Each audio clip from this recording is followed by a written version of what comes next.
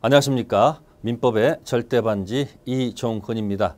지금 코로나도 있고요. 또 태풍도 불어오고 또 시험도 다가오고 여러 가지 불안 요소가 많습니다. 그래서 심리적으로 굉장히 위축된 상황입니다. 어쨌든 시험은 합격하고 볼 일이죠. 그래서 지금부터 남은 기간 반드시 해야 할 것과 절대 하지 말아야 할 것 세 가지를 설명드리겠습니다. 그래서 지금 잘 들으시고 마음을 잘 추스리시고 마지막 정리를 잘 하시면 되겠습니다. 자, 시작해 보겠습니다. 자, 얼마 남지 않은 시험, 이 시기를 어떻게 보냐에 따라서 합격, 불합격이 나옵니다. 자, 어차피 시험 보면 50대 50입니다. 어차피 합격자 명단에 내 이름 있다, 없다, 둘 중 하나가 되겠습니다. 그래서 이 마지막 정리를 어떻게 하느냐, 그래서 굉장히 중요한 시간일 수도 있습니다. 자, 그럼 첫 번째 할 것입니다. 반드시 할 것 첫 번째가 기출문제 100점 받기. 뭐 생뚱맞을 수도 있습니다만은 기출문제를 100점 맞는다? 도대체 뭔 소린가? 그럼 제가 우리 사이트에 기출문제 해설 강의가 있습니다. 한 4회분 정도가 올라가 있을 겁니다. 그러면 그 중에서 한 회분 기출문제를 잡으셔가지고 그 문제를 전체 다운받으세요. 그리고 그 문제를 100점 맞을 때까지 계속 연습을 하세요. 자, 기출문제 100점 맞기 쉽지 않습니다. 그래서 첫 번째 100점 나올 리가 없죠. 한 번 해보고 두 번 해보고 세 번, 네 번 괜찮습니다. 한 4번, 5번 하시게 되면 정답을 외워도 좋습니다. 자, 기출문제 100점 분명히 맞을 수 있습니다. 그러면 기출문제 100점 맞게 한 이유가 뭘까요? 일단은 자기 긍정성의 문제입니다. 내가 기출문제를 100점 맞았다는 그 체험이 있어야 됩니다. 사람은 자기 체험이 없으면 공부 동기부여가 안 됩니다. 그래서 100점 맞은 것을 여러분들이 폰으로 사진을 찍으셔가지고 여러분 폰 바탕에다가 딱 배경 화면으로 쫙 깔아 놓으십시오. 그리고 매일 아침 보십시오. 나는 기출문제 100점 맞은 적이 있다. 자, 지금 민법을 하나 연습해 두는 거예요. 자, 민법 기출문제 만약에 100점 맞았다는 그 체험이 있으면 공부하는데 동기부여가 되겠죠. 그러면 어떻습니까, 여러분들? 내가 옛날에 100점 맞아본 적이 있으니까 내가 이과 시험 내가 100점 받지 못하더라도 뭐 80점 맞지 않을까, 이런 긍정적인 사고가 된다는 거예요. 제일 중요한 것이 자기 체험이라는 것입니다. 자, 아직 안 끝났습니다. 자, 그럼 이제 두 번째 단계입니다. 기본서를 다시 보는 겁니다. 아니, 지금 시간 없는데 어떻게 기본서를 또 다시 봅니까? 기본서 그 페이지만 어떻게 보는 거냐? 이렇게 또 의문점을 가지실 겁니다. 자, 이 기본서 다시 보기는 이런 겁니다. 자, 아까 했던 거 있었습니다. 기출문제 100점 맞아본 적이 있다고 그랬었죠? 자, 이제는 아까 정답을 외워서 맞췄다고 했었다고 그랬지 않습니까? 그럼 이를 거꾸로 갑시다. 그 기출문제에 정답 해설이 있을 거예요. 그래서 자, 40문제가 분명히 들어가 있습니다. 그러면 그 기출문제 해설의 정답을 기본서 몇 페이지에 있는지 가서 꼭 확인을 해보는 겁니다. 그러면 처음과 끝이 가는 거죠. 기본서를 그냥 읽으라 그러면 매가리가 없습니다. 어떻게 읽을 수가 없지 않습니까? 그러면 앞에서 했던 거 기출문제 우리가 4회분 정도 정답의 해설이 있을 겁니다. 한 회분마다 그걸 찾는 연습을 하세요. 그럼 재밌어요. 기본서 처음에 좀 어디 있는지 대충 알 겁니다. 그래서 기본서 몇 페이지에 있는지 가서 꼭 확인하셔가지고 거기다가 적으세요. 이게 30회 거다, 29회, 28회, 27회 뭐 이런 식으로 해가지고 한 4회분 정도만 기본서 계속 찾는 연습을 하세요. 그러면 어떤 현상이 벌어질까요? 이런 게 나타납니다. 이해는 못해도 그게 정답일 거야. 이런 현상이 나타날 겁니다. 기억하세요. 연결되는 거면 따로따로 합니다. 연결되어 있는 거죠. 자, 그 다음에 이제 기본서 다시 보기가 돼 있으면 다시 이제 실제 시험 보는 연습을 해야 되지 않겠습니까? 앞에 것은 자기가 찾는 연습을 했다는 얘기고, 그러면 이제 실제 시험 보는 연습은 다른 게 아니고, 자, 시간이 넉넉히 주어지면 문제 풀 때 충분히 생각할 수 있고 할 수 있습니다. 근데 시험이라는 것은 이 압축된 시간이죠. 학계론 민법은 100분을 주죠. 그 100분 안에서 80문제를 푸는 연습을 하셔야 될 거 아닙니까? 그렇다면은 이 시간적 압박감이 오기 때문에 굉장히 문제 푸는데 생각도 잘 안 나오고 또 막히는 문제가 있으면 거기서 멘붕이 올 수도 있습니다. 그래서 시간 조절하는 연습을 한번 해볼 필요가 있다는 얘기예요. 그래서 우리가 파이널 모의고사가 있습니다. 3회분이 있을 거예요. 그래서 문제를 한번 직접 풀어보는 거예요. 그럼 아까 기본서에서 요약지 찾는 연습이 되어 있는 분들은 이 실제 파이널 모의고사를 볼 때 덕을 많이 볼 겁니다. 그리고 다시 이 시험 보는 연습해가지고 다시 점수가 안 나와도 실망하지 마시고 다시 이 3회분 정도의 각 문제의 지문 정답 있죠? 그 정답 해설이 또 기본서에 몇 페이지에 있는지 또 가서 또 찾는 연습하는 겁니다. 자, 반드시 해야 될 것을 이렇게 3가지를 지금 설명을 드렸습니다. 그러면 정리를 한번 해보도록 하겠습니다. 반드시 해야 될 것, 남은 기간 얼마 남지 않았죠. 자, 시간이 충분하면 우리는 순서적으로 합니다. 순차적으로 해도 관계없습니다. 그런데 지금 얼마 남지 않았기 때문에 지금 하는 것은 전부 다 역순으로 하는 겁니다. 역순. 지금 평상시간이고 비상사태죠. 그럼 비상사태에 맞는 뭔가 새로운 시스템이 있어야 되겠죠. 그래서 첫 번째 기출문제 한번 100점 맞아봐서 자기 체험을 한번 해보시고 자기 긍정성을 회복하라는 얘기예요. 그 다음에 기출문제 4회분이 있다면 그 각 회별로 기본서 몇 페이지에 있는지 가서 찾는 연습을 하세요. 그 다음에 그 연습을 통해서 시험 보는 연습, 실전이죠. 그 연습을 통해서 시간 압박의 그 연습을 하시면 이게 한 세트란 얘기죠. 다시 또 시험 보는 연습해가지고 또 그 해설이 있을 거 아니에요. 그 정답이 기본서의 몇 페이지에 또 가서 확인하는 얘기예요. 그럼 여러분들이 한 회분을 볼 때마다 총칙과 특별법까지 통으로 공부하는 겁니다.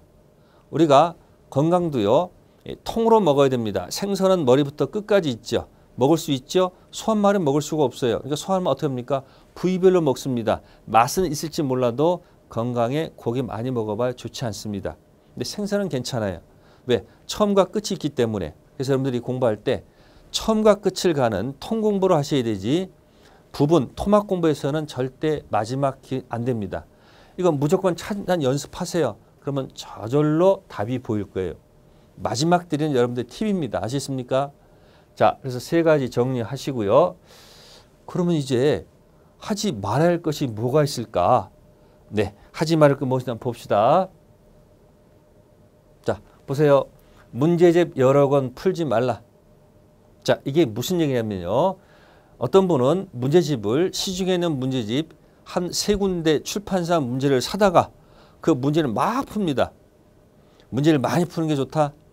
물론 그 말도 일리는 있습니다. 그러나 시간이 없는데 문제집 여러 권 풀어봐야 정신적 압박만 나오고 점수도 안 나오면 열받습니다. 그래서 우리가 혹시 영화를 보신 적 있습니까? 네, 옛날에 주유소 습격사건이라는 영화가 있습니다. 싸움의 법칙이 있습니다. 네, 1대 여러 명 싸울 때는 싸움의 법칙, 한 놈만 패랍니다. 그래서 문제집을 이것저것 풀려고 하지 마시고 그렇게 많이 푸신 분들은요. 점수가 고득점에서 80점 이상에서 고득점 수석하려고 하는 사람들은 푸세요. 근데 합격을 원하시는 분들은 과랑 면하고 평균 60점이면 합격하는 시험이기 때문에 이것저것 풀어가지고 정신 산만하게 하지 마시고 돈 낭비하지 마시고 네, 하나만 푸십시오.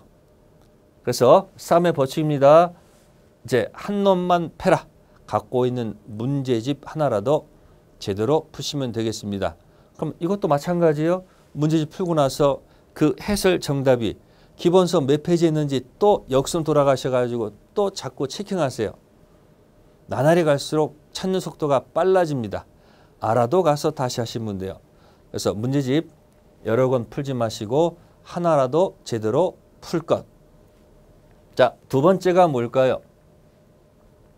네, 의미 없는 이론 강의 듣지 말라. 이게 무슨 얘기냐? 지금 시간이 급박한데 또 여러분들 내가 이해가 안 된다고 또 이론 강의 돌아가셔가지고 그걸 또 수식 강의를 갖다 또 들으려면 얼마나 정신적 압박이 심하겠습니까? 그래서 이 이론 강의도 채우기 위해서 듣지 마시고 정 힘들면 이해가 안 되면 내가 원하는 파트만 찾아가서 내가 원하는 것만 딱 집어서 들으면 되지 않을까요? 우리는 1강부터 마지막까지 꼭 들어야 된다는 그 압박감이 있습니다. 그렇게 할 필요 없어요. 지금은 평상 시간이고 남은 시간 얼마 남지 않았지 않습니까? 찝어서 들으세요. 찝어서. 아시겠습니까? 정 이해가 안 되면. 그래서 횟수 강의를 채우기 위해서 듣지 말라 그런 얘기예요. 그래서 이것도 정 필요하면 내가 필요한 것만 찝어서 가서 들으시면 된다 그런 얘기예요. 자, 세 번째 하지 말아야 할 것이 무엇일까요? 정말 중요한 거예요. 이거예요. 떨어진다는 생각하지 마라. 떨어지는 생각하지 마라. 네, 불안합니다. 그래서 지금 어떤 분은 꿈에 합격한 꿈을 꾸는 분보다는 떨어지는 꿈을 꾸는 사람들이 많습니다. 또 꿈에 어느 교수님 얼굴이 보인다는 사람도 있습니다. 오만 여러 생각이 불안하기 때문에 그렇습니다. 자, 제가 이 말을 해보겠습니다. 자, 이전에 이런 책이 있었죠. 물은 답을 알고 있다라는 그런 책자가 있습니다. 일본 사람이 쓴 책자입니다. 네, 물에 그 사진을 찍어서 그 물에 아주 육각형의 예쁜 결정체가 나옵니다. 그러면 이 실험했습니다. A물과 B물을 놓고서요. A물에다가는 사랑의 언어, 긍정의 언어, 너 정말 좋아, 너 나날이 좋아져 이런 긍정의 단어를 쓴 물이 있고요. 또 하나의 물은 부정적인 언어를 씁니다. 너 미워, 너 나빠, 네 성질 더러워, 그렇게 하면 안 돼. 부정적인 언어를 쓴 물을 갖다 놨습니다. 그렇게 해서 한 몇 주 정도 그런 언어를 써가지고 완전히 극과 극이죠. 그 다음에 그 물의 사진을 찍어 보니까 이 긍정의 언어를 쓴 이 물은 아주 예쁜 모양이 나타났고 이 부정적인 단어를 쓴 이 물의 결정체는 굉장히 일그러지고 아름답지 않은 모습이 나타나는 것이 실제로 있습니다. 지금 찾아보십시오. 물은 답을 알고 있다. 자, 그러면 이 말이 의미하는 얘기는 뭘까요? 우리가 살면서 긍정의 단어를 내뱉는 순간 그 말은 파장이 있고 진동이 생깁니다. 내 말의 진동과 파장이 나를 둘러쌉니다. 긍정의 언어를 쓰는 사람들은 좀 편안합니다. 근데 부정적이고 부정적인 말을 쓰는 분들은 계속 그런 상황이 되기 때문에 자꾸 부정적이라는 얘기죠. 그러면 이상해집니다. 자, 지구의 70%가 물, 사람의 70%도 물이라고 합니다. 그럼 잘 생각해 보십시오. 사람 몸도 70%가 물이면 아까 얘기했죠. 긍정의 단어, 부정의 단어를 쓰는 데 따라서 물의 영향을 받으면 우리 몸도 영향을 받는 겁니다. 그래서 떨어진다는 말은 생각하지도 말고 혹시 생각했다 하더라도 절대 말을 하지 말 것. 그래서 가끔 보면은 나 이번에 2차 포기해. 1차만 할 거야. 그런 말조차도 하지 마십시오. 포기란 말은 쓰지 마시고 어차피 합격 아니면 불합격 둘 중 하나입니다. 그러면 긍정의 단어를 쓰시면 나날이 좋아진다는 이야기입니다. 그래서 여러분들이 절대 부정적인 단어를 쓰지 마시고 긍정의 언어를 쓰시면 되겠습니다. 네, 어차피 멘탈 싸움이겠죠. 네, 얼마 남지 않은 시험, 이 시기를 잘 보내면 반드시 합격할 수 있습니다. 끝으로 제가 가장 좋아하는 시인, 그분의 시를 하나 한번 읽어드리겠습니다. 네, 반갑고 고맙고 기쁘다. 네가 가시방석처럼 여기는 네 자리가 꽃자리니라. 지금 힘들지요. 그 꽃자리에서 합격 자리가 될 수 있습니다. 그래서 여러분들의 합격을 기원하겠습니다. 네, 합격!